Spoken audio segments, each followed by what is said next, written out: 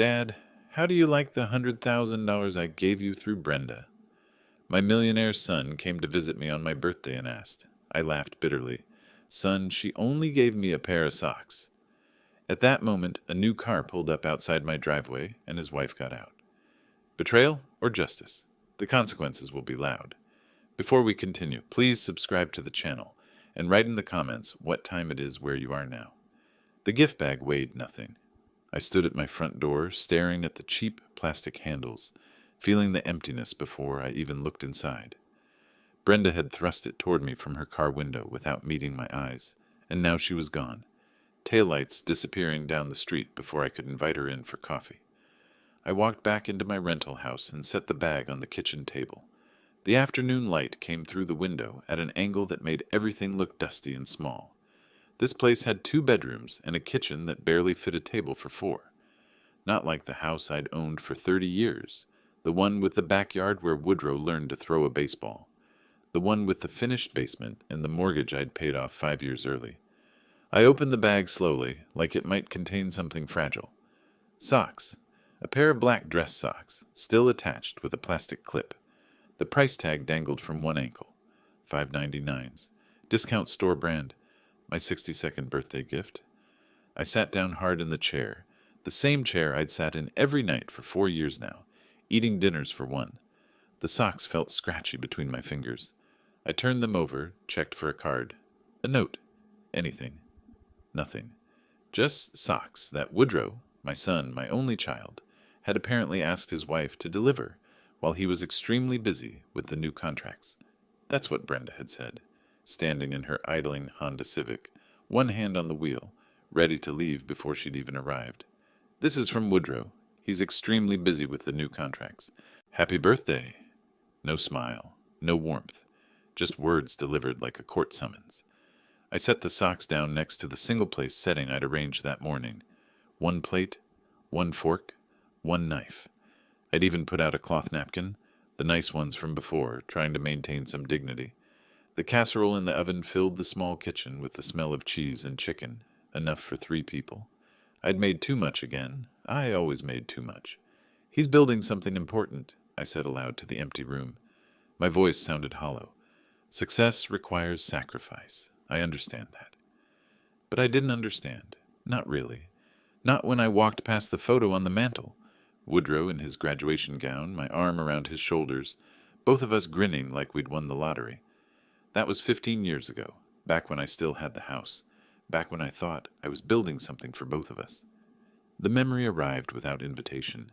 Sitting in that real estate office 4 years ago, March of 2021, watching the agent slide papers across the desk.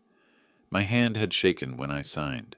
30 years of mortgage payments, of mowing the lawn every Sunday, of Christmas lights on the eaves, reduced to signatures on documents I barely read.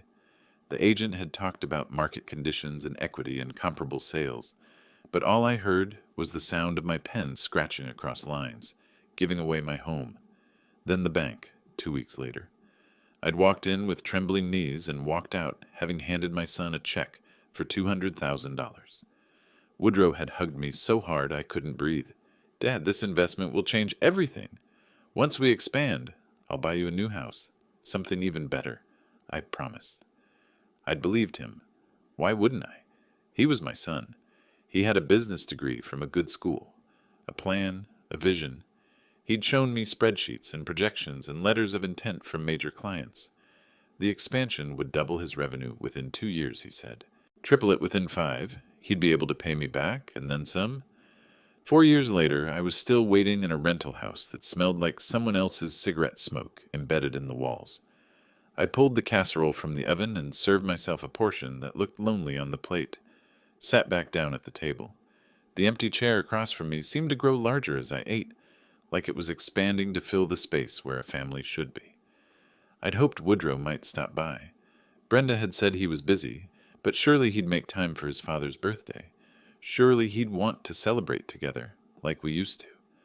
The socks sat next to my plate like an accusation. $5.99. I did the math without wanting to. 200,000 divided by 599 equals... I stopped. The numbers made me feel sick. After dinner, I washed the dishes slowly, watching the sky darken through the window above the sink. The water ran hot over my hands, soap bubbles catching the last rays of sunlight. This was my life now. Careful economy, quiet evenings, waiting for something to change. Woodrow's business was thriving. I knew that much from the rare times we talked. He'd mentioned contracts with national retailers, expansion into 3 new states, hiring more staff, success, everything we'd hoped for. So why was I still here, in this rental, eating alone?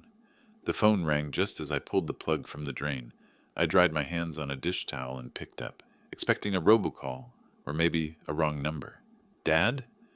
Woodrow's voice sounded wrong, strained, tight in a way I'd never heard before. Hey, son, thanks for the... Dad, I'm coming over. He cut me off, words rushing out. We need to talk. My stomach dropped. Something in his tone, the urgency, the way he didn't wait for me to respond.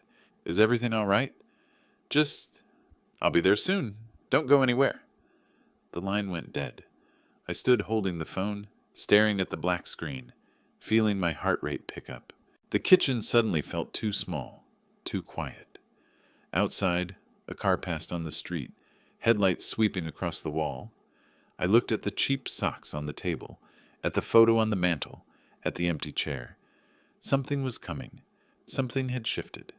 I could feel it in my chest, a tightness that had nothing to do with age or anxiety, and everything to do with the tone of my son's voice. I walked to the window and looked out at the dark street, waiting for headlights to turn into my driveway. I couldn't stop moving, window to window again, checking my watch every 90 seconds like that would make Woodrow arrive faster. 23 minutes since the call. The casserole sat congealing on the counter.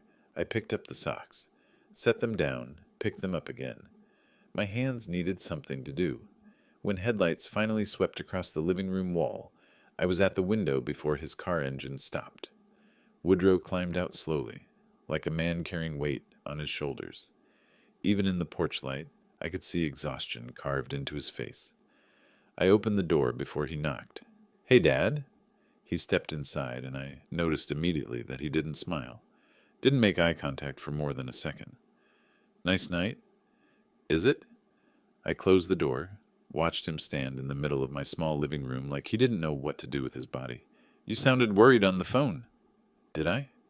He looked around the room, really looked, taking in the cramped space, the worn furniture, the obvious difference between this place and what I used to have. His eyes stopped on the kitchen table, on the socks still lying there. He walked over, picked them up, turned them over in his hands. The price tag dangled. His jaw tightened. He set the socks down carefully, like they might break. Business has been good, he said, not looking at me. Really good. We landed 3 major contracts this quarter. Revenue's up 40% from last year. That's wonderful, son. Which is why I wanted to do something meaningful for your birthday.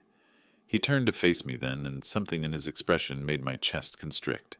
Something that would make a real difference. I waited. The room felt too warm. How did you like it? The question hung between us like a trap I couldn't see. The socks are fine. Practical. The $100,000, Dad. His voice dropped, each word deliberate. How are you planning to use it? The floor seemed to tilt. Son, I don't understand. Brenda brought me socks. Just socks. That's impossible. Woodrow pulled out his phone with hands that shook slightly. I gave her $100,000 in cash this morning. Cash, Dad. I counted it myself. I have a photo. He held the phone toward me. On the screen, a thick manila envelope, opened to show stacks of $100 bills. Crisp and new. More money than I'd seen in one place since selling my house. The timestamp read, 9:47 a.m., today's date. I handed this to Brenda at breakfast, Woodrow said. His voice had gone flat, mechanical. Told her to bring it to you. Told her it was important, that you'd sacrificed too much for too long. She said she'd deliver it this afternoon. I looked at the socks on the table, back at the photo, at my son's face, which had gone pale. She came by around 2, I said slowly, stayed in her car, handed me the bag through the window, left before I could ask her inside. Woodrow's phone slipped from his hand, clattered on the table. He braced himself against the back of a chair, breathing hard through his nose. That's $100,000, he said to the floor. $100,000. Where? Headlights swept through the window, bright enough to make us both turn. The sound of an engine, expensive and quiet, purring to a stop outside. Through the glass, I watched a brand new Tesla Model Y pull into my driveway, metallic blue paint gleaming under the streetlight. The driver's door opened. Brenda stepped out, carrying shopping bags from stores I couldn't afford to window shop in. Woodrow's face did something I'd never seen before. All the color drained away, then rushed back dark and furious. He was out the door before I could speak, moving across the driveway with long strides that ate up the distance. I followed, my heart hammering. "Woodrow?" Brenda's smile looked painted on, too bright. "What are you both doing out here?" "I just stopped by to grab something I left." "Where's the money I gave you for Dad?" Woodrow's voice cut through her words like a blade. "The $100,000. She froze. The shopping bags rustled in her grip. "I don't know what you mean." "This morning, at breakfast, I handed you an envelope with $100,000 in cash and told you to bring it to my father for his birthday." "Oh, that?" She laughed, but it sounded wrong, too high. "Woodrow, don't be dramatic. I delivered your gift this afternoon." "Socks." I spoke for the first time, stepping up beside my son. "You brought me a pair of discount socks." Brenda's eyes flicked to me, then away. "That's what you gave me to deliver. I don't know anything about—" "Show me your phone." Woodrow held out his hand. "Right now. Show me the envelope." "I don't have to show you anything." Her voice rose, defensive. "How dare you accuse me in front of your father, after everything I've done for this family?" "That's a $100,000 car." Woodrow pointed at the Tesla. "You drove a 7-year-old Honda this morning. Where did you get that car, Brenda?" The bag slipped from her hands, spilling across the driveway. Designer labels, expensive clothes, things that cost more than my monthly rent. "You want to know where I got it?" Her face twisted into something ugly. "I bought it. With my money. Money I've earned dealing with your constant work schedule. Your obsession with expanding the business. Your endless devotion to—" She jabbed a finger toward me. "Him. That was my money." Woodrow's voice dropped to something cold and final. "That was my father's birthday gift. You stole it." "Your father has taken enough from us already."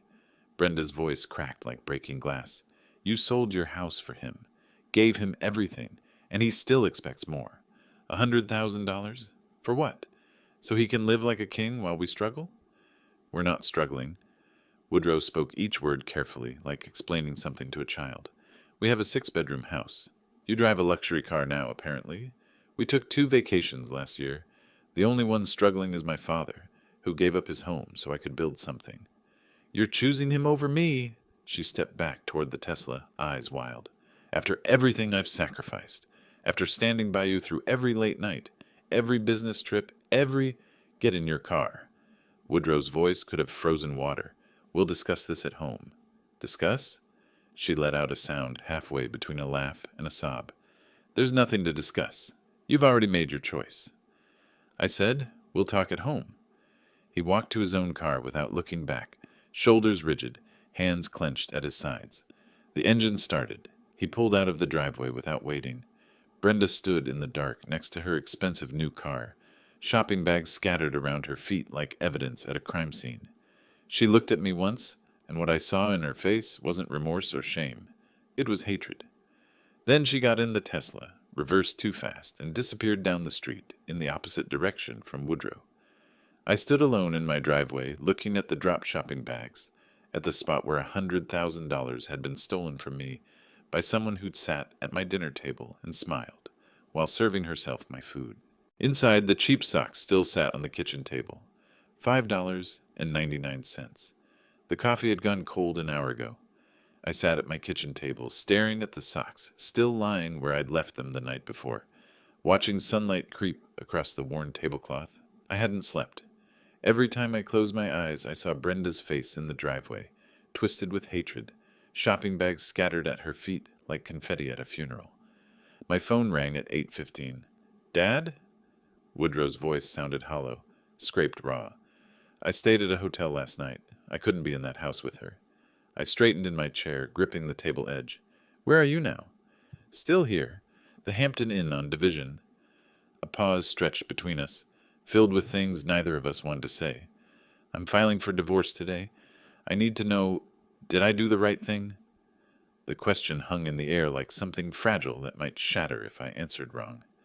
Through my kitchen window, I watched a neighbor walk past with a dog, ordinary life continuing while my son's world collapsed. You did what any man with integrity would do, I said. You chose the truth. He exhaled, long and shaky. Robert Coleman, that's the attorney I'm meeting with at 10. He came recommended. Good. Let him handle the legal side. That's what he's trained for. I keep thinking about her face last night, the way she looked at you. His voice hardened. I married someone I didn't know at all. After we hung up, I finally dumped the cold coffee down the sink and made fresh. The week crawled by in fragments of phone calls and waiting. Woodrow would text brief updates. Met with Coleman, gathering financial records. Then, papers being filed tomorrow. Each message arrived like a bulletin from a distant war I couldn't see but felt in my bones. I maintained my routines because stopping would mean surrendering to the chaos. Morning walks around the neighborhood, grocery shopping on Tuesday. But I'd pause mid-stride when my phone buzzed, or stand at my mailbox longer than necessary, checking for something I couldn't name. On the 8th day after the confrontation, March 22nd by the calendar I'd started keeping, Woodrow called during my afternoon walk. She's been served, he said without preamble. Robert says the courier delivered the papers an hour ago. How do you feel? Like I'm watching someone else's life fall apart. His voice carried an edge I'd never heard before. Robert warned me she'll fight hard. She's hired Judith Rice. Apparently she specializes in aggressive divorce tactics. Let her fight, I said, watching a crow land on a telephone wire overhead. The facts are on your side. I hope you're right, Dad. I really hope you're right.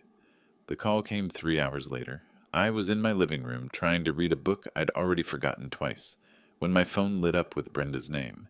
I stared at the display, considering letting it go to voicemail, but something in me needed to hear what she'd say, needed to understand what I was dealing with.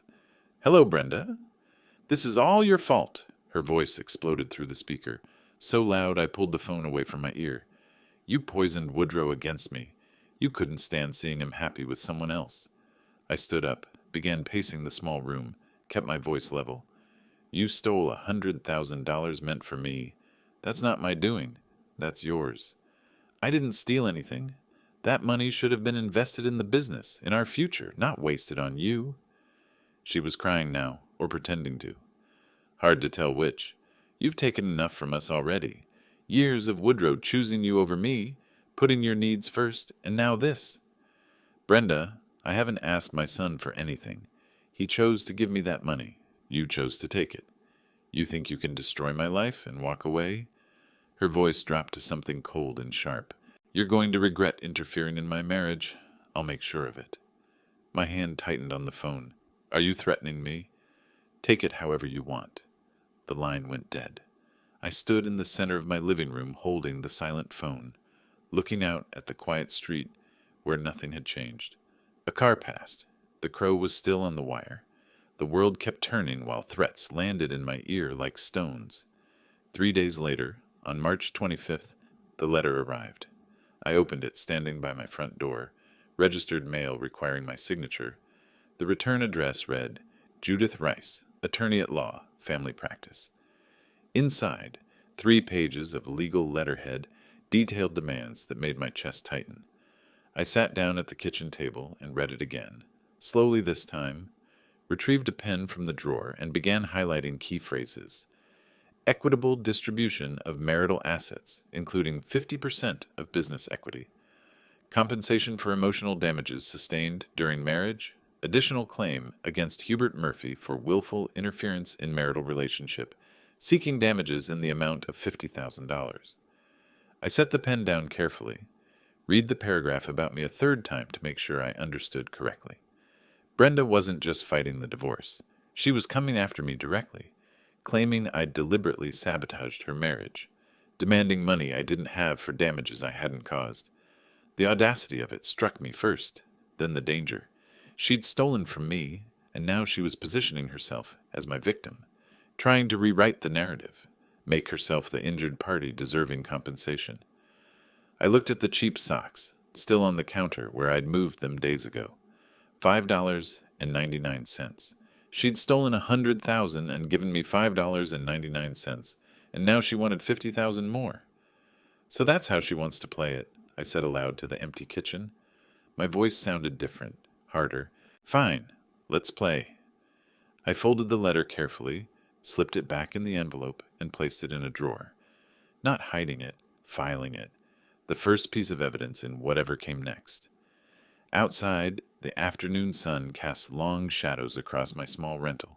I'd spent 4 years here making excuses, waiting for things to improve, accepting less than I deserved, because I didn't want to cause problems for my son.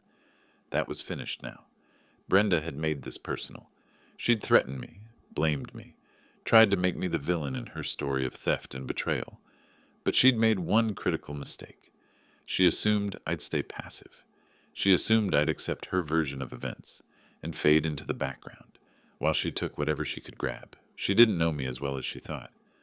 I walked to my desk, pulled out a notebook, and began making a list. Evidence, witnesses, timeline, facts that could be verified, documented, proven. My years teaching history had taught me that narratives aren't built on emotions. They're built on evidence. The truth isn't what people claim. It's what they can demonstrate. If Brenda wanted a war, she'd get one. But it would be fought on my terms, with my rules, using weapons she didn't know I had. The socks had disappeared from my kitchen counter. I'd put them away in a drawer 3 days ago, not out of forgiveness, but out of necessity. They represented the emotional wound. What I needed now was strategy. I sat at my small desk with my laptop open, a fresh notebook beside me, and a pen that had graded 1,000 history papers. If Brenda wanted to make me the defendant in her story, I'd need to build a case. Not the emotional kind, the documented kind. The kind that holds up in court. I started with what was public. Brenda's Facebook page loaded slowly on my aging computer. She'd never made it private, vanity maybe, or carelessness. I scrolled backward through her posts, looking for anything related to the Tesla. March, mid-March. Then I found it. March 16th. The day after she stole my birthday money, the post showed her standing next to a gleaming blue Tesla Model Y in what was clearly a dealership showroom. Her smile stretched wide, almost manic. The caption read, "Dreams really do come true. Tesla life, dream car, new beginnings, blessed." I stared at the timestamp, posted at 2:47 p.m. March 16th, 2025, less than 24 hours after she'd handed me $5 socks through her car window. Document everything, I said quietly to myself, opening a folder on my desktop labeled Documentation. I took screenshots from multiple angles, making sure each one showed the date, time, and URL clearly visible. Then I scrolled further, 3 more posts that day. One from the parking lot showing the car from different angles, another from her driveway at home, a fourth showing the interior, leather seats, pristine, with the caption, "Worth the wait. Tesla model, luxury life." I saved them all methodically, creating a timeline that Brenda herself had documented. She'd been so proud, so eager to show off her new acquisition, that she'd created a perfect trail of evidence linking the theft to the purchase. But social media posts alone wouldn't be enough. I needed corroboration. I studied the dealership photos carefully. The showroom had distinctive features: large glass windows, a specific arrangement of vehicles, signage visible in the reflection. I zoomed in on one image until I could make out the name, Westside Tesla, with a Portland address. 2 hours later, I pulled into their parking lot. The showroom gleamed with the antiseptic brightness of expensive things. A young salesman approached immediately, sensing potential commission. I played the part he expected. Retirement-age man considering a significant purchase, doing research, taking his time. "The Model Y is our most popular vehicle," he said, enthusiasm genuine. "Great choice." "I noticed one in my neighborhood recently," I said, keeping my tone casual. "Gorgeous blue color. Really caught my eye." His face lit up. "Oh, that might have been the one we sold last week. Lady paid cash. You don't see that often with these prices." My pulse quickened, but I kept my expression mildly interested. "Cash? That's unusual these days, isn't it?" "Very." He leaned in like sharing a secret. But she was determined, had it all planned out. Came in with the exact amount in an envelope. Memorable transaction, you know? Most people finance. I bet. I gestured toward the blue Model Y on the showroom floor. Well, it's certainly a beautiful car. Mind if I take a closer look? I spent 20 minutes asking technical questions, taking a test drive, maintaining the fiction of a potential buyer. Before I left, I collected a business card and made sure the salesman's name, Derek Patterson, was printed clearly on it. Back home, I added Derek's card to my documentation folder and wrote detailed notes about our conversation while the memory was fresh. Date, time, direct quotes where I could remember them exactly, the unusual cash transaction, his clear memory of it, 2 pieces of evidence, but I needed more. I thought back to my birthday, to Brenda's rushed visit, less than 3 minutes from arrival to departure. Someone that hurried, that eager to leave, someone might have noticed. Carol Thompson, my neighbor 3 houses down. She spent most afternoons on her porch, reading or watching the street. Had she been there on March 15th? I waited until April 1st, giving myself a few days to formulate the right approach. When I saw Carol on her porch that afternoon, I walked down the sidewalk carrying a small notepad. "Carol," I called out, "do you remember my birthday, March 15th? She looked up from her book, smiling. "Of course. I saw you setting up earlier that day. Why? Did you happen to notice when my daughter-in-law stopped by that afternoon?" Her expression shifted, became more attentive. "I did, actually. It struck me as odd. She barely stayed 5 minutes, maybe less. Pulled up, handed you something through the window, and left. I remember thinking it seemed rushed for a birthday visit." Relief and vindication washed through me in equal measure. "Would you be willing to write down what you remember?" Carol took the notepad without hesitation. "How specific should I be?" "Just what you remember. The date, time, if you recall it, how long she stayed." She wrote carefully, her handwriting neat and deliberate. When she finished, she dated and signed the bottom without me asking. "I hope this helps with whatever's going on," she said, handing back the notepad. "That visit didn't sit right with me even then.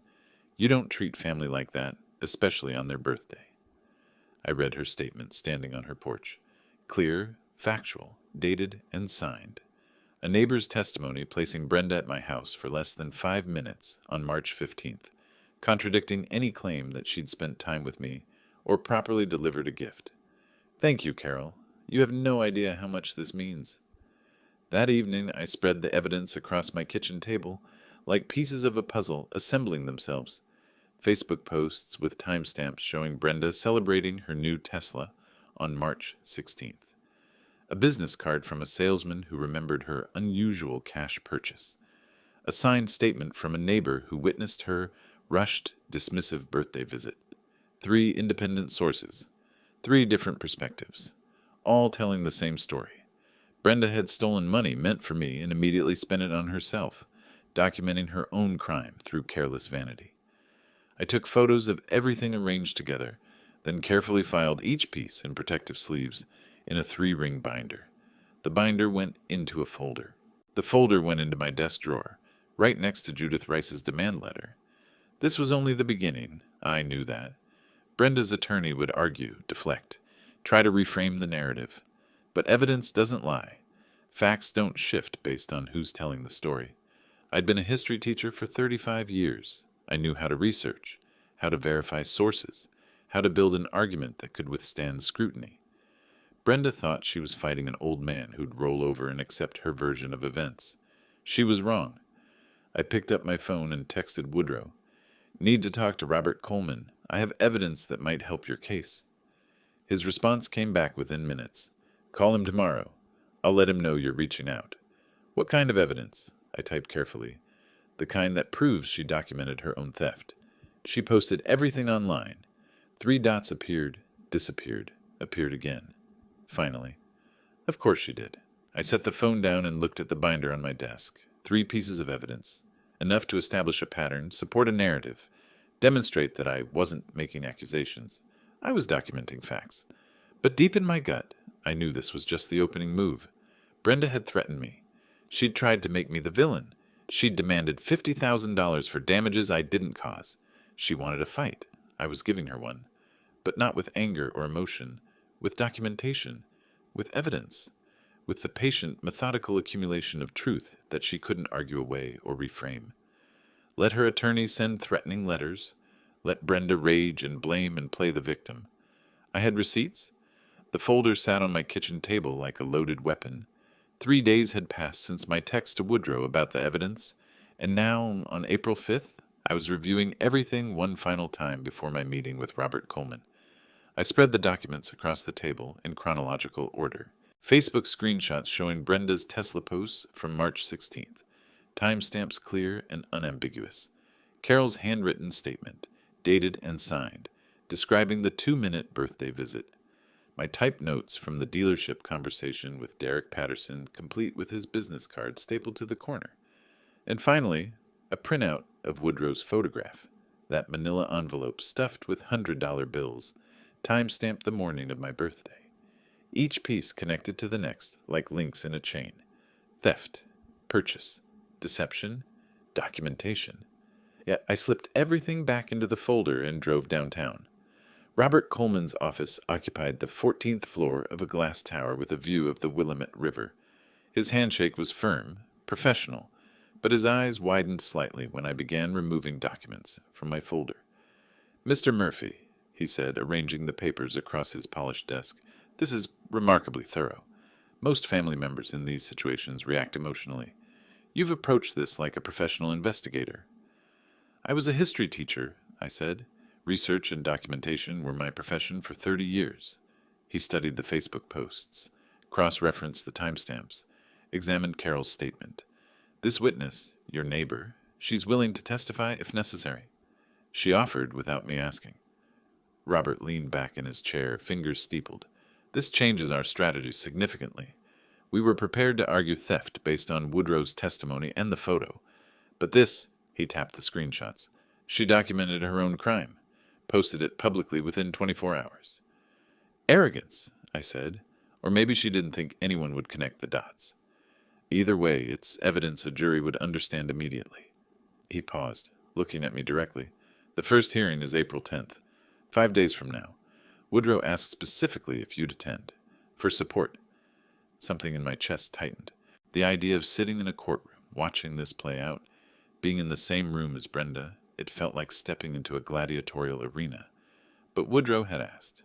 "I'll be there," I said. The morning of April 10th arrived cold and gray. I dressed in my navy suit, the one I'd worn to retirement ceremonies and funerals, events that marked endings. The Multnomah County Courthouse loomed downtown, all concrete and authority. I parked in the public lot, walked through security, found the correct courtroom on the 3rd floor. Woodrow sat at a table beside Robert, his posture rigid. When he saw me, his shoulders dropped slightly. Relief, or maybe just the release of held tension. I took a seat in the gallery, 3 rows back, trying to be present without being intrusive. Brenda entered with Judith Rice, her attorney. She wore a conservative dress, hair pulled back, makeup minimal. The performance of a wronged woman. Our eyes didn't meet. She kept her gaze forward, but her shoulders carried tension like armor. The judge, a woman in her 50s with silver hair and reading glasses, reviewed documents while everyone settled. Then Robert stood. "Your Honor, we have clear documentation that Mrs. Murphy posted about a vehicle purchase on March 16th, the day after she received $100,000 in cash intended as a gift for my client's father."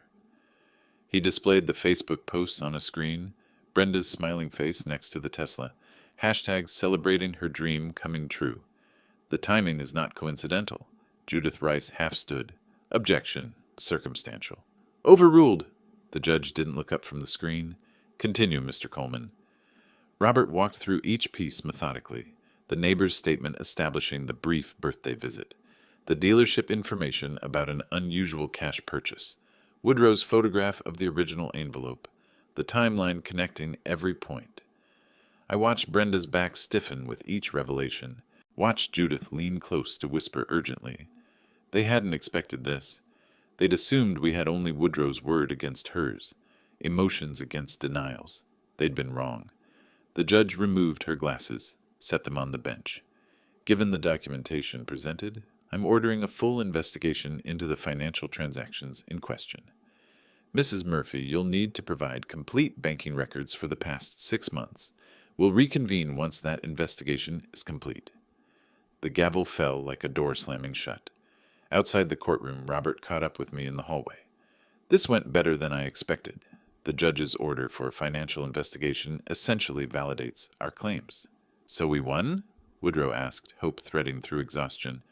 This round, yes. But Mrs. Murphy's attorney won't stop fighting. Be prepared for escalation. Robert glanced at me. Both of you. I was driving home, windows down despite the cold because I needed air, when my phone rang. Brenda's name on the display. I pulled over to the side of the road and answered. You set me up. Her voice came through like breaking glass. You planned this from the beginning. You manipulated everything to make me look like... I documented what happened, I interrupted, keeping my voice level. You stole money meant for me. That's not manipulation. That's fact. You think the court is the only battlefield? Her laugh was bitter, jagged. You have no idea what's coming? You've destroyed my life? Fine. Let's see how you like it. The line went dead. I sat in my parked car on a side street in southeast Portland, watching traffic pass, normal people going about normal days. The victory in court felt hollow, suddenly, replaced by something colder. Brenda had sounded cornered, desperate, and desperate people don't retreat. They attack from unexpected angles. I started the car and drove the rest of the way home, checking my rearview mirror more often than necessary, wondering what form her next assault would take. The changes started small. A phone call to Tom Patterson, a colleague I'd taught with for 15 years, went unreturned. At the grocery store 3 days after the hearing, my neighbor Janet waved but didn't stop to chat like usual, her smile tight and brief. Coincidence, I told myself. People get busy. But the unease followed me home like a shadow I couldn't quite see.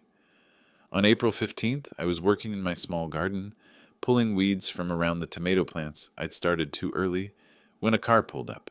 A young woman approached carrying a manila envelope. Hubert Murphy? That's me. You've been served.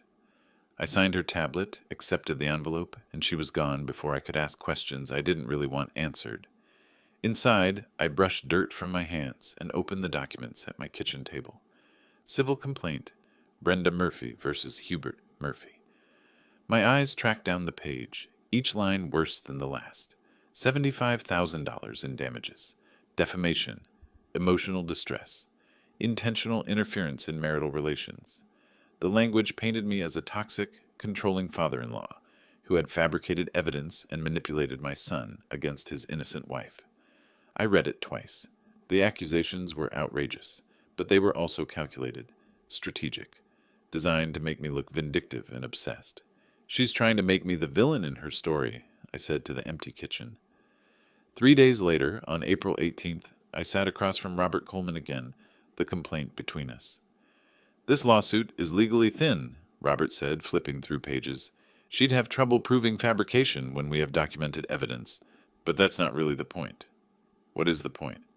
Pressure. She wants you to convince Woodrow to settle favorably just to make this go away. It's a common aggressive divorce tactic. He closed the file. You'll need to hire a separate attorney for this civil matter. I can recommend several good ones. I thought about my bank account, the modest teacher's pension, the costs adding up. What if I represent myself? Robert studied me carefully. It's legal in Oregon, but civil procedure is complex. You could advise me, within ethical limitations. I could, but Hubert, he leaned forward. This is going to get uglier before it gets better. It's already ugly, I said. At least this way I'm not paying someone else to tell me that. The phone call came on April 22nd. Late afternoon, my cell ringing with a number I recognized but hadn't seen in months. David Chen, who'd taught mathematics in the classroom next to mine for a decade. David, good to hear from you. Hubert, his voice carried hesitation. I got a strange call from your son's wife.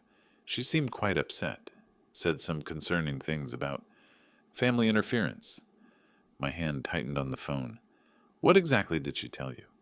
She said you've always been controlling with Woodrow, that you sabotaged their marriage because you were jealous of their success. A pause.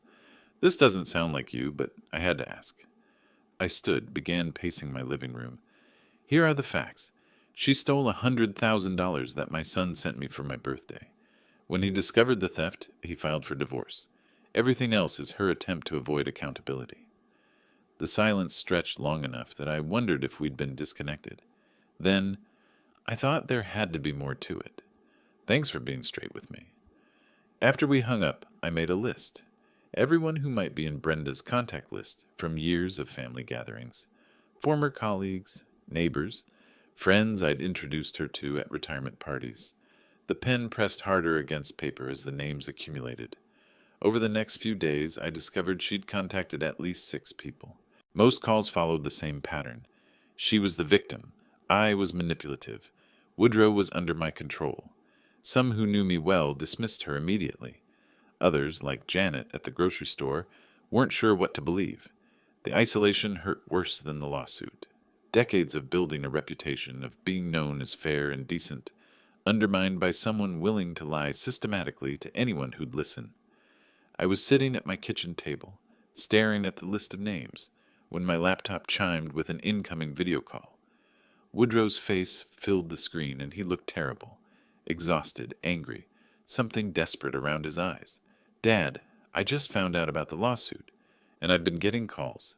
People asking me questions about you, about our relationship." His voice cracked slightly. "She's trying to destroy you." "She's trying to pressure us into settling," I said. "It's strategy." "This is insane. I should just give her whatever she wants and end this." "No." I leaned toward the screen. "That's exactly what she wants. We don't negotiate with people who steal and then lie about it. We see this through. But it's hurting you. Your friends, your reputation." "I've handled worse," I lied. "We stay the course." Woodrow rubbed his face with both hands. "I never thought she'd go this far. Attack you personally.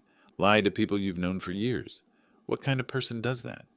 "The kind who's desperate," I said. "The kind who knows they're losing." After the call ended, I sat in the blue glow of my laptop screen, thinking about Brenda's tactics. The lawsuit was theater, designed to intimidate. The social campaign was more sophisticated, aimed at isolating me, making me toxic by association, hoping I'd convince Woodrow to settle just to stop the bleeding. But isolation only works if you believe you're alone. I pulled up my email and began typing messages to the people on my list. Not defending myself, not arguing, just stating facts. The timeline, the evidence, the court's preliminary ruling, letting them decide what to believe based on documentation rather than emotion. Some wouldn't respond, some wouldn't care. But others would read carefully, compare Brenda's story to mine, and recognize which one held together under scrutiny. By midnight, I'd sent 11 emails. My eyes burned from the screen, but something in my chest felt lighter. Not quite hope, more like determination crystallized into purpose. Brenda wanted to make me the villain. She wanted me isolated, desperate, willing to surrender just to end the attacks. She'd miscalculated badly. I wasn't the type to surrender, never had been. 35 years in a classroom had taught me that truth, presented clearly and consistently, tends to win out over lies in the long run. Not always immediately, not without cost. But eventually, people recognize which story makes sense and which one requires them to believe the improbable. I closed my laptop and looked at the lawsuit complaint on the table. $75,000 for emotional damages I hadn't caused. Let her file. Let her lie to my friends. Let her paint me as controlling and vindictive. I had documentation. I had witnesses. I had facts that could be verified by anyone willing to look. And most importantly, I had something Brenda didn't have, the patience to see this through, to the end, no matter how long it took or how much damage she tried to inflict along the way. She'd started a war she couldn't win. She just didn't know it yet. 3 days after sending those emails, I sat at my desk with a fresh notebook, deliberately pushing the social warfare out of my mind. Hurt feelings wouldn't win this fight. Evidence would. I drew a line down the center of the page. Left column, what I know. Right column, what I need to know. On the left, I wrote everything I could remember about Brenda's spending habits during her marriage to Woodrow. The designer handbags she'd mentioned casually at holiday dinners, the spa weekends, the comments about great investment opportunities that she never quite explained. At the time, I'd assumed Woodrow's business success supported this lifestyle. Now those memories felt different, like clues I'd missed. On the right, I wrote one question. Where did all the money go? April 28th, I called Robert Coleman. Can we get her complete banking records? I asked. There's more here than just the stolen 100,000. Through the court's financial investigation, absolutely. That's exactly what discovery is for. Papers rustled in the background. I'll file the request today. How long? Usually a week, maybe less. Oregon courts move pretty quickly on these matters when there's documented fraud. The envelope arrived on May 3rd, thick, official, containing 2 years of bank statements from the joint account Woodrow and Brenda had shared. I made coffee, cleared my kitchen table completely, retrieved my highlighters and notebook. Then I began to read. The first few months looked normal. Grocery stores, utilities, gas stations, the rhythm of ordinary life. But then patterns emerged like shapes in fog. Cash withdrawals. Not huge amounts, $500 here, $800 there, but frequent, too frequent. I used yellow highlighter for every cash withdrawal. By the time I finished the first year, the statements looked like they'd been attacked by a particularly aggressive bee. I started making lists. Dates. Amounts. No explanations appeared on the statements. Just ATM withdrawal, repeated like an accusation. By the time I reached the most recent statements, my hand cramped from writing. I stood, stretched, looked at what I'd documented. Over 24 months, Brenda had withdrawn more than $35,000 in cash, with no record of what she'd spent it on. But the discovery that made me set down my coffee and just stare came on page 47. March 8th. Tesla dealership. $5,000. Listed as vehicle deposit. I walked to my calendar on the wall, counted backward from March 15th, my birthday, the day Woodrow gave Brenda, the $100,000 meant for me. 1 week. Exactly 1 week before she received the money, she'd made a down payment on the car. She planned this, I said to my empty kitchen. The whole thing was calculated. The theft wasn't impulse. It wasn't a moment of weakness or poor judgment. She'd already committed to buying that Tesla before Woodrow ever handed her the money. The 100,000 just allowed her to complete a purchase she'd orchestrated in advance. This changed everything. I spent the next 2 days organizing the evidence, creating a timeline with highlighted sections, cross-referencing transactions. On May 6th, I drove to Robert Coleman's office carrying a folder that had grown substantially thicker. 35,000 in unexplained cash withdrawals. Robert flipped through the statements, his professional composure cracking slightly. Over 2 years? And the Tesla deposit before she even had the money.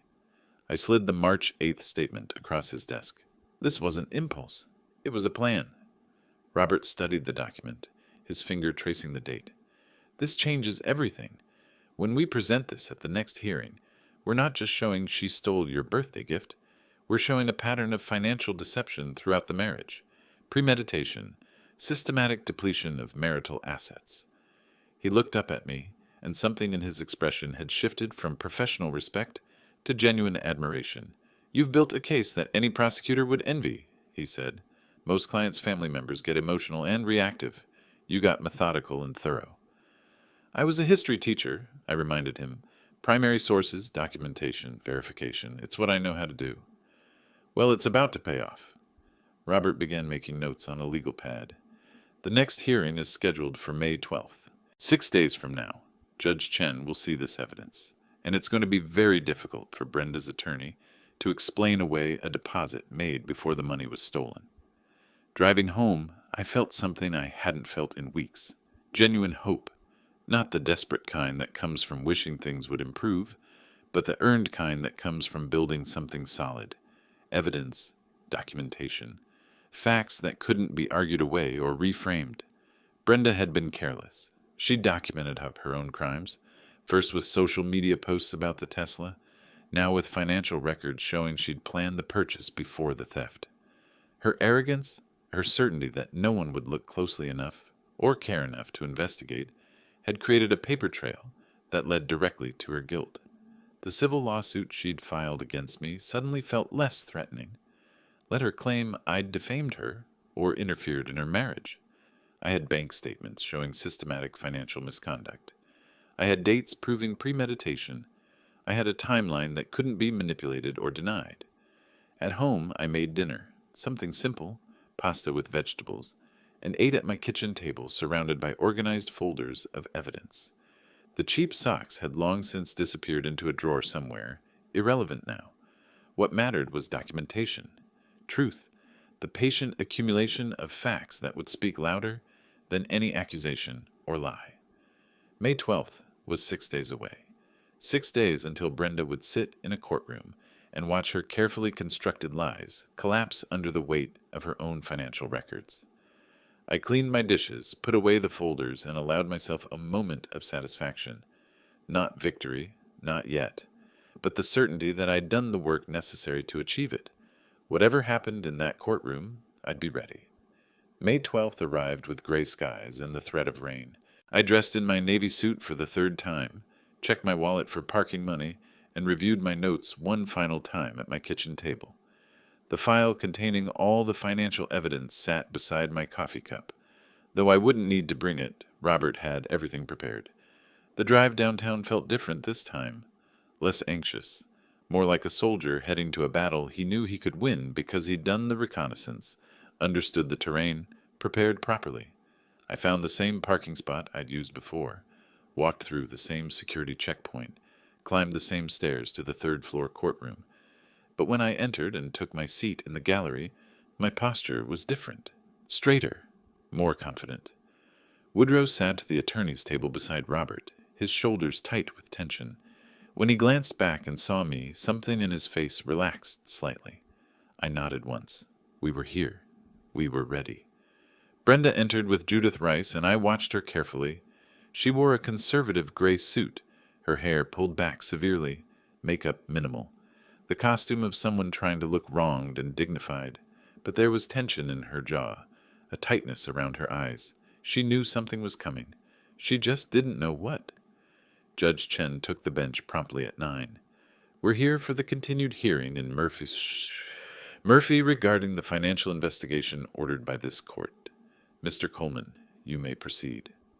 Robert stood, and even his posture communicated controlled confidence.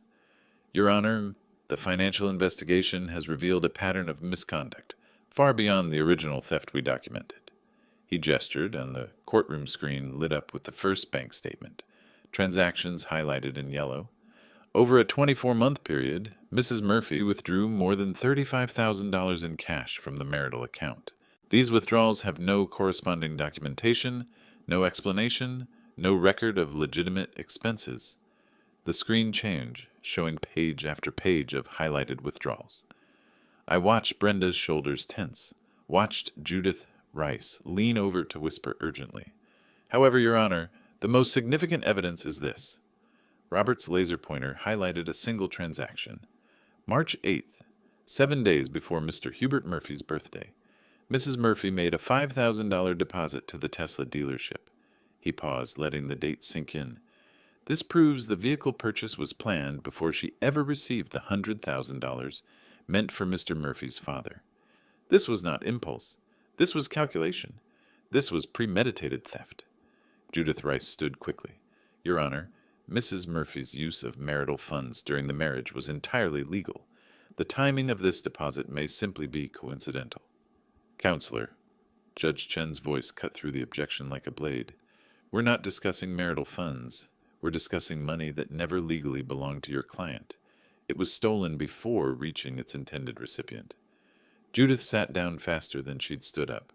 The judge reviewed the documents in silence, her expression unreadable. I watched Brenda's hands grip the edge of the table, knuckles white. Watched her lean toward her attorney, say something I couldn't hear. Watched Judith shake her head slightly, as if to say there was nothing she could do. Finally, Judge Chen spoke. The evidence presented demonstrates not only theft of the $100,000, but a pattern of financial misconduct and premeditated deception. She looked directly at Brenda. Mrs. Murphy, you are hereby ordered to repay the full amount, $100,000, to Mr. Hubert Murphy, the intended recipient of that gift. Woodrow's shoulders dropped with relief. I felt something loosen in my own chest. Furthermore, the judge continued, this demonstrated bad faith significantly impacts your claims regarding marital asset division. The majority of your demands are denied. You will receive what is legally equitable given your documented dishonesty. But this court will not reward financial deception. The gavel fell. Brenda stood mechanically as the court adjourned, gathering her papers with hands that trembled slightly. She didn't look at Woodrow, didn't glance toward the gallery where I sat, just moved toward the exit like someone in shock, Judith Rice following behind, trying to speak to her while Brenda seemed not to hear. In the hallway, Woodrow found me immediately. "Dad, we did it." The judge saw the truth. "This is a major step," I said carefully, "but her lawsuit against me is still pending. We're not finished yet." "After today?" Woodrow shook his head. "She has to back down now. She has to see she can't win." I thought about Brenda's face as she'd left the courtroom. The shock, the disbelief, but also something harder underneath, something that looked less like acceptance and more like barely contained fury. "People like Brenda don't back down easily," I said. Robert joined us, looking satisfied but professional. "This is as decisive a ruling as we could have hoped for. The financial investigation paid off." He looked at me directly. "Your work on this made the difference. That March deposit, that was the detail that proved premeditation. Now we wait to see if she drops the civil suit," I said, "or if she's foolish enough to pursue it." Robert's tone suggested he thought the latter more likely. We walked out of the courthouse together, the gray sky finally breaking into rain. I pulled my jacket collar up, felt the cold drops on my face, and allowed myself a moment of genuine satisfaction. The judge had ordered Brenda to repay the $100,000. She'd rejected most of Brenda's asset claims. She'd called out the pattern of financial deception publicly on the record. This was vindication. This was justice beginning to unfold the way it should. But as I drove home through the rain, windshield wipers beating steady rhythm, I couldn't shake the image of Brenda's face in that courtroom. The shock, yes. The defeat, certainly. But underneath both, something that looked dangerously like determination. She still had her civil lawsuit against me. $75,000 in claim damages. Her attorney might advise dropping it after today's catastrophic hearing. Any reasonable person would. But Brenda had never struck me as particularly reasonable. I parked in my driveway, sat for a moment watching rain streak down the windows, and prepared myself for whatever came next. We'd won a major battle today. The evidence had spoken. The judge had ruled in our favor decisively. But the war might not be over. Some people knew when to surrender. Others just kept fighting, even when the ground beneath them had already collapsed. I had a feeling Brenda was the second type. The week after the divorce hearing, victory felt strange, quiet, like standing in the aftermath of a storm, checking for damage, finding everything still standing. But one threat remained. Brenda's civil lawsuit demanding $75,000 for emotional damages I hadn't caused. On May 20th, I sat at my desk organizing my defense for the hearing scheduled for May 25th. Robert Coleman couldn't officially represent me in civil court. Conflict of interest, he'd explained. But he'd spent an hour on the phone walking me through self-representation strategy. "Keep it factual," he'd said. "You're not a lawyer, so don't try to sound like one. Just tell the truth." "That's all I've ever done in this situation," I'd replied. "The truth is my only defense because it's my only weapon. And a powerful one. The divorce court already validated everything you found." I spread my documents across the desk. The divorce court's written decision from May 12th. My organized timeline of evidence gathering. Copies of everything I'd provided to Robert for Woodrow's case. Then I opened my desk drawer and retrieved something I'd kept secure for weeks. A small digital voice recorder. After Brenda's first threatening phone call, the one where she'd warned I'd regret this, I'd started recording our conversations. Oregon law permits one-party consent recording when there's reasonable belief of threats or harassment. Her voice saying she'd destroy me and Woodrow gave me that reasonable belief. I connected the recorder to my laptop, transferred the files, and listened through headphones one final time. Her voice came through clearly, venomous and threatening. This was the person claiming to be my victim. On May 25th, I walked into the civil courtroom alone. No attorney beside me, just folders of documentation and a portable speaker in my briefcase. Brenda sat at the plaintiff's table with Judith Rice, who stood to present their case first. Her voice carried theatrical indignation as she described a controlling father-in-law who'd maliciously destroyed an innocent woman's marriage through fabricated evidence and manipulation. I sat quietly, making occasional notes, but mostly just observing, watching the performance, waiting my turn. When Judith finished, the judge looked at me. "Mr. Murphy, your response?" I stood, moved to the podium with my notes, and addressed the judge directly. "Your Honor, I gathered evidence of theft. My son sent me $100,000 for my birthday. His wife kept it and bought herself a car. These are facts, proven in divorce court."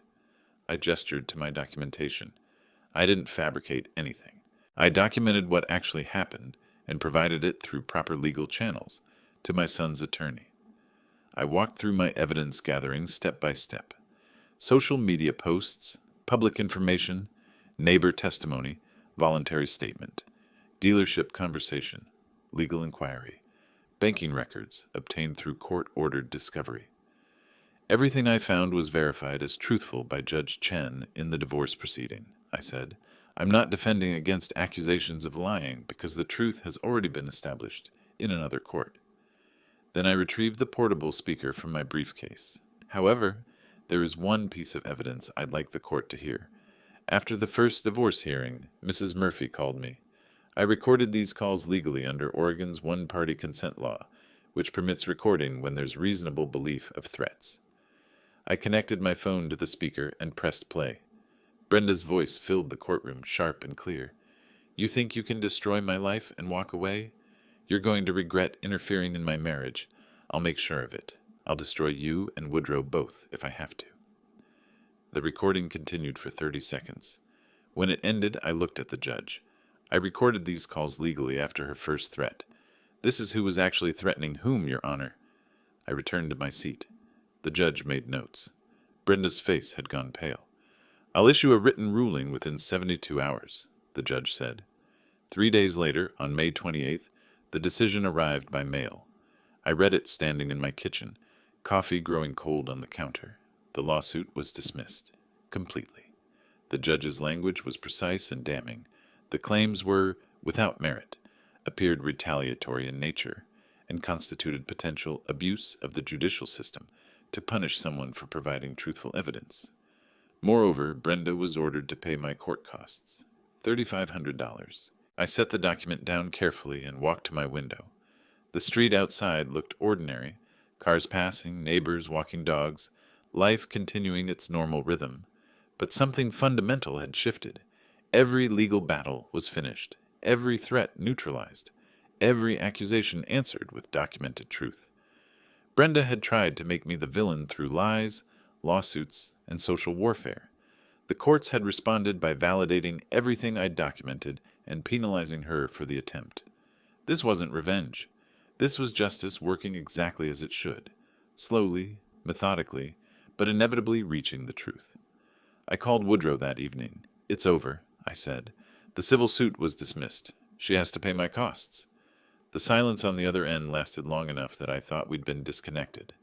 Then I heard him exhale, long and shaky. "You saved me, Dad. From everything. The money, the marriage, all of it." "I just documented what was real," I said. "The truth did the rest." After we hung up, I sat at my kitchen table with the dismissal order in front of me. 4 months ago, I'd stood at this same table opening a gift bag containing $5 socks, feeling forgotten and diminished. Now I sat with court documents, vindicating everything I'd fought for. The transformation wasn't about the legal victories, though those mattered. It was about reclaiming something essential, the confidence that I could protect what mattered.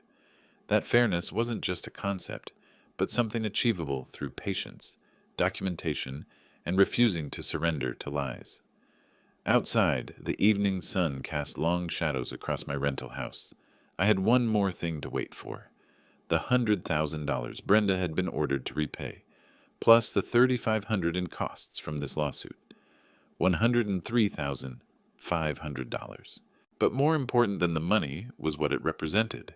Consequences delivered, justice served, and a fundamental fairness restored to a situation that had begun with cruel deception. I could wait. I'd proven I was good at that. The final divorce hearing on June 5th was a formality. Judge Chen reviewed the terms one last time, converting all previous rulings into a binding decree. I sat in the gallery, my usual seat, watching the conclusion of a battle that had consumed 4 months of my life.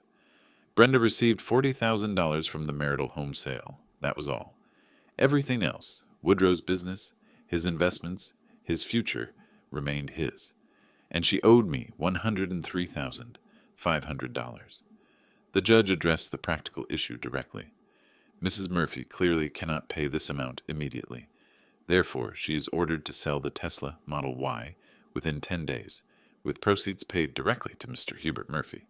The remaining balance will be paid in monthly installments over 24 months at the standard judgment interest rate. I watched Brenda's shoulders slump. The car that symbolized her betrayal would be the first thing surrendered to pay for it. There was poetry in that. On June 20th, a certified check arrived by registered mail, $30,000. The proceeds from selling the Tesla, minus what she still owed on the loan. I stood in my kitchen holding the check, and for a long moment I didn't look at the amount. I just felt the weight of what it represented. Justice fulfilled. Consequences delivered. A fundamental fairness restored. It was never about the money, I said quietly to my empty kitchen. It was about what was right, and now it is right. 5 days later, Woodrow and I met for lunch at a comfortable restaurant on Southeast Hawthorne. The first truly relaxed meal we'd shared since my birthday. When he walked in and we embraced, both of us held on an extra moment. The stress that had carved lines into his face for months had lifted. He looked younger, lighter. "Dad, I don't know how to thank you." He sat across from me, hands wrapped around a water glass. "You saved me from the biggest mistake of my life. If you hadn't documented everything, gathered that evidence." "I did what any father would do," I interrupted gently. "I protected my family." We ordered, talked about ordinary things. His work, my garden, the weather turning warmer. Conversation that didn't revolve around lawyers or court dates or evidence. It felt like breathing freely after being underwater. Then Woodrow set down his fork and looked at me seriously. "I want to help you buy a house, a real one, not rented. You sold yours for me. Now let me do this for you. I'll do it right this time." Something warm spread through my chest, not just at the offer, but at the recognition behind it. He understood what I'd sacrificed, what I'd lost to help him build his business. "I accept," I said, "but on one condition. We document everything properly. Official agreement, written terms. Not because I don't trust you, but because we both learned that documentation protects everyone." Woodrow smiled, and it was genuine. "Agreed. Everything in writing, signatures, witnesses, the whole thing." He paused. "You taught me that lesson the hard way, but I learned it." I pulled out my notebook, the same type I'd used during my investigation, and made a note. We both smiled at that. A shared understanding of wisdom earned through difficulty. The afternoon sun slanted through the restaurant window, turning everything golden. I turned to watch it, feeling something settle in my chest. Peace. Not the absence of conflict, but the presence of resolution. "She moved away, I heard," I said, trying to start over in another state. "Robert mentioned that." Woodrow's voice was neutral. "Doesn't matter where she goes. Those court records are public." "That's not my revenge," I said. "That's just consequences. I didn't destroy her life. She did that herself the moment she chose theft over honesty." We finished lunch slowly, neither of us in a hurry to leave. This moment, father and son, threat eliminated, future bright, felt worth savoring. 4 months ago I'd been alone at a table set for one, opening cheap socks. Now I sat across from my son, planning a shared future built on trust and proper documentation. When we finally stood to leave, Woodrow hugged me again. "I love you, Dad. I'm sorry it took almost losing everything to show me how much you matter." "You never lost me," I said. "I was always here." Driving home, I thought about everything that had happened since March 15th. The theft, the confrontation, the investigation, the court battles, the vindication, a journey from victim to strategist to survivor. But the real transformation wasn't about evidence or legal victories. It was about reclaiming something essential, the confidence that I could protect what mattered. that justice, though it required patience and documentation and refusing to surrender, was achievable. I parked in front of my rental house, soon to be replaced by something I actually owned again, walked inside, made coffee, sat at my kitchen table where this whole journey had begun. The cheap socks were long gone, discarded or donated somewhere. They didn't matter anymore. What mattered was the stack of legal documents on my desk proving that truth. When documented carefully and presented properly, defeats lies every time. Brenda would pay installments for 2 years. Every month, a reminder of consequences. Every payment, proof that theft carries a price. But I wouldn't dwell on that, wouldn't waste energy on anger or bitterness. She'd made her choices. The courts had delivered appropriate consequences. My job was to move forward, into the house Woodrow would help me buy, into whatever years remained, into a future built on wisdom earned the hard way. I stood at my window as evening approached, watching shadows lengthen across my quiet street. The journey from birthday victim to vindicated survivor had taken 4 months, but it had returned something more valuable than money: my dignity, my confidence, my certainty that I could face injustice and respond not with rage, but with methodical, documented truth. That was worth more than $100,000. That was worth everything. If you like this story, please like this video, subscribe to the channel, and share your impressions of this story in the comments. To listen to the next story, click on the box on the left. Thank you for watching.